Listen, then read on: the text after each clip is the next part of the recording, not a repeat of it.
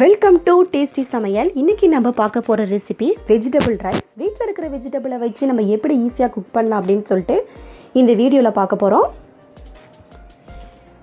எந்த கடாயில் நீங்கள் ரைஸ் குக் பண்ண போகிறீங்களோ அந்த கடாயில் 5 டேபிள் ஸ்பூன் அளவுக்கு எண்ணெய் ஆட் பண்ணுறேன். 2 டேபிள் ஸ்பூன் நெய்.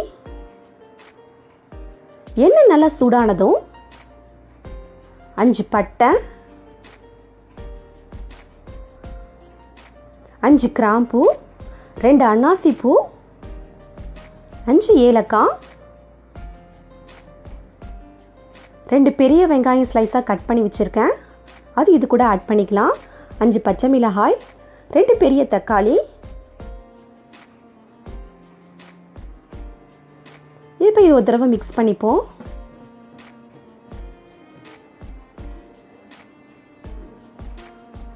வெங்காயம் தக்காளி ஓரளவுக்கு வதங்கின பிறகு 3 டேபிள் ஸ்பூன் அளவுக்கு இஞ்சி பூண்டு பேஸ்ட்.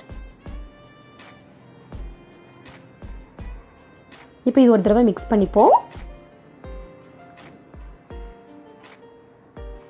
இஞ்சி பூண்டு வாசனைலாம் போன பிறகு 4 டேபிள் ஸ்பூன் அளவுக்கு மிளகாய் தூள்,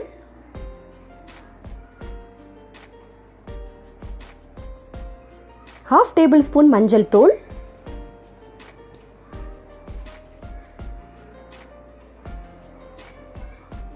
ஜீரகத்தூள் 3 table spoon, 1 table spoon garam masala. Garam masala நான் ஃப்ளேவருக்காக ஆட் பண்ணிக்கிறேன். 1/2 கப் அளவுக்கு தயிர் ஆட் பண்ணுறேன். தயிருக்கு பதிலாக நீங்கள் லெமன் கூட ஆட் பண்ணிக்கலாம்.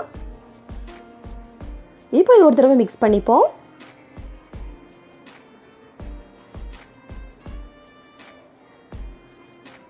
கட் பண்ணி வச்சிருக்கிற மல்லி புதினாவை ஆட் பண்ணுறேன்.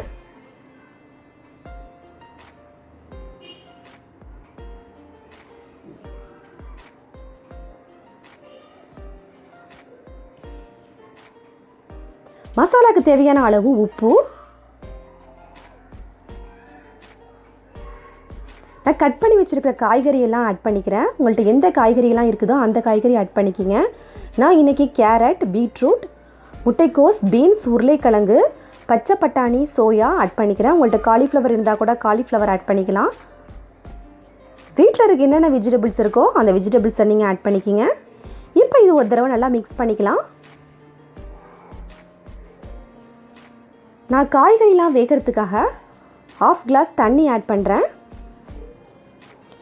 ரொம்ப காய்கறிலாம் வேகணும்னு அவசியம் இல்லை. காய்கறிலாம் ஓரளவுக்கு வெந்த பிறகு நான் ரைஸ் குக் பண்ணுறதுக்காக தண்ணி ஆட் பண்ணுறேன். 1 கிளாஸ் ரைஸுக்கு 2 கிளாஸ் தண்ணி ஆட் பண்ணுறேன். காய்கறிக்கு நான் ஏற்கனவே 1/2 கிளாஸ் தண்ணி ஆட் பண்ணதுனால நான் 1/2 கிளாஸ் தண்ணி கம்மியாக ஆட் பண்ணிக்கிறேன். நீங்கள் எந்த கப்பில் கிளாஸில் எடுக்கிறீங்களோ அந்த கப்பு அளவுக்கே நீங்கள் தண்ணி ஆட் பண்ணிக்கிங்க. இப்போ ரைஸ்க்கு தேவையான அளவு நான் உப்பு ஆட் பண்ணிக்கிறேன். இப்போ நல்லா இது கொதி வரட்டும். நல்லா கொதி வந்துடுச்சு. நான் 1/2 அன் ஹவர் ஊற வச்சு இந்த அரிசியை இது கூட நான் ஆட் பண்ணிக்கிறேன். இப்போ இந்த ஸ்டேஜ் வந்ததுக்கு பிறகு நம்ம தம் போட்டுடலாம். நான் ஒரு 1/2 அன் ஹவர் லோ சிம்மில் தம் போட்டிருந்தேன். பாருங்கள், சூப்பராக குக் ஆகிடுச்சு. உதிரி உதிரியாகவும் இருக்குது பார்க்குறதுக்கு. நம்ம சேவ் பண்ணிடலாம். டேஸ்டியான சூப்பரான வெஜிடபிள் ரைஸ் சூப்பராக ரெடி ஆகிடுச்சு. ரொம்ப டேஸ்டியாகவும் இருந்துச்சு. ரொம்ப ஈஸியான ரெசிபியும் கூட. வீட்டில் இருக்கிற காய்கறியை வச்சு நம்ம சூப்பராக ரெடி பண்ணிடலாம்.